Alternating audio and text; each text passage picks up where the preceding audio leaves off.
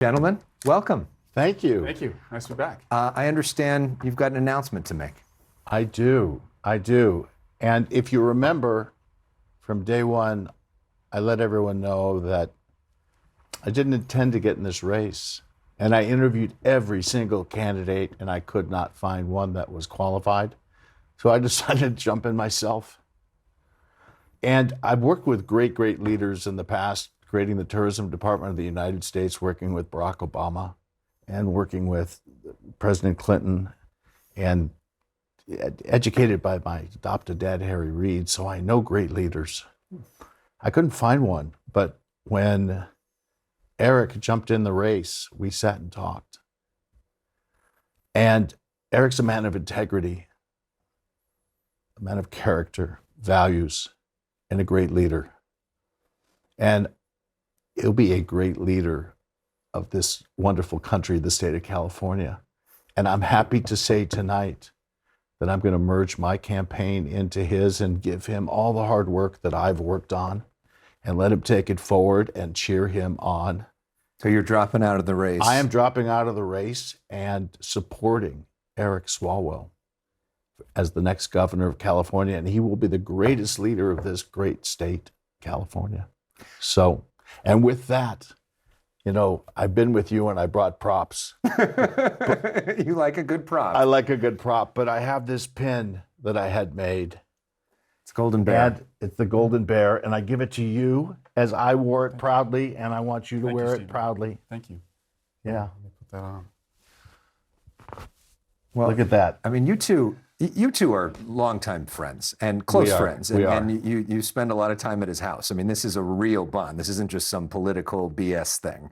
No. What does this mean to you, this moment? Well, thank you, Stephen. It does mean a lot. And I've admired the race that you've run. You ran to bring down costs for California, and you brought a unique business experience, having worked with President Clinton, President Obama. But people know you for your business acumen. Alex, you probably don't know how generous he is to others. He was just honored by the Dodgers as Amigo of the Year for his work with the Dream Foundation to take on homelessness.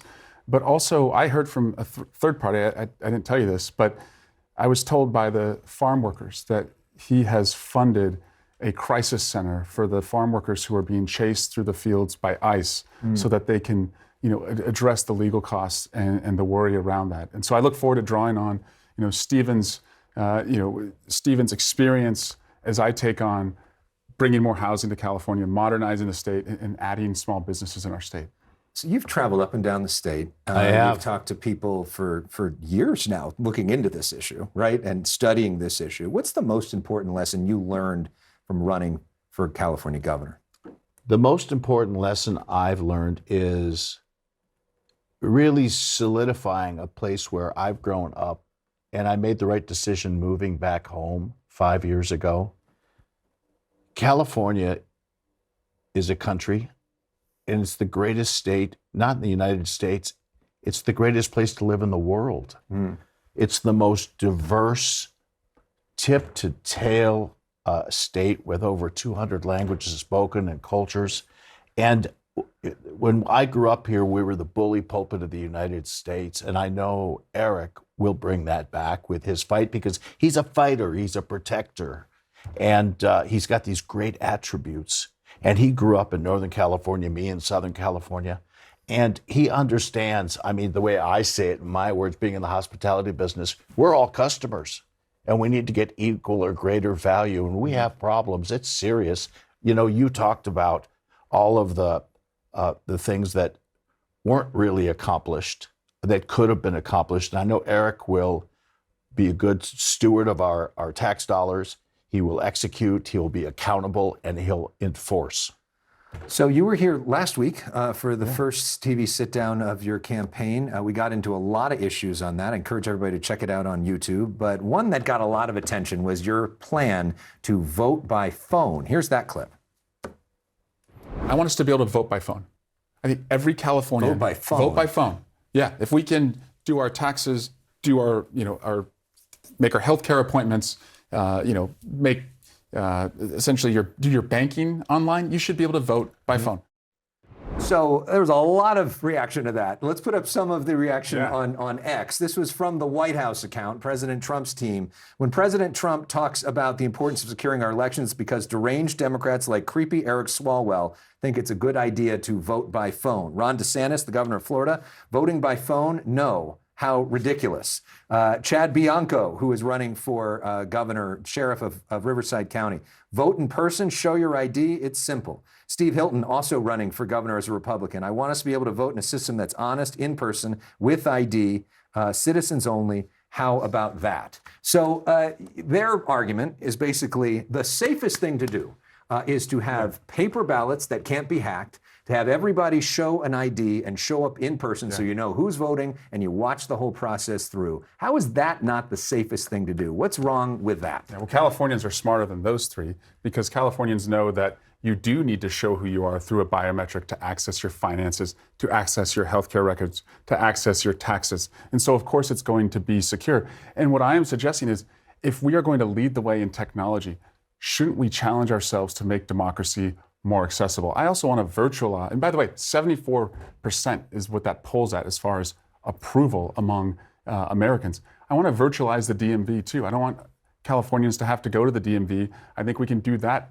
virtually. There's 218 DMV offices. I'd rather take the proceeds of selling those offices and invest it in our kids. So you're not worried about voter fraud because that's the charge here. I This think would be it's open it's for the fraud and other people could hack the system. It's the opposite. And it also provides, and this is being done right now. I'm not the first person to suggest this. It's happened in West Virginia. It's happened in mayor's races across the country. And there is a auditable backup trail to show if there was any compromise. And if people want to vote in person, they can still do that. Also, Alex, I'm going to fine every county for every minute that a voter has to wait in line beyond 30 minutes because your pizza should not come faster than you casting your ballot. Lastly, just to wrap things up with you two, it's Thanksgiving week. It is. What are you, in a sentence, maybe most grateful for? I am most grateful for the unbelievable children I have. Well said. And I'm grateful for a family who's supporting me to take on this fight for all Californians. I'm going to tell you one last thing, Okay. because I'm going to get one little swipe in. I guess blockchain and crypto is a fraud too, huh? No, it's coming in. It's not. Okay, it's not. But the whole point is, voter ID can be solidified with authentication of blockchain, which is the essence of crypto. Blockchain actually secures vote by phone, and the president seems to be a believer in that. Okay, there we go. Thank you, guys. Happy Thanksgiving. Congratulations. Thank you, All right. Thanks. Governor. Thank you, sir. Eric Swalwell, Stephen Kluback, thanks for coming in.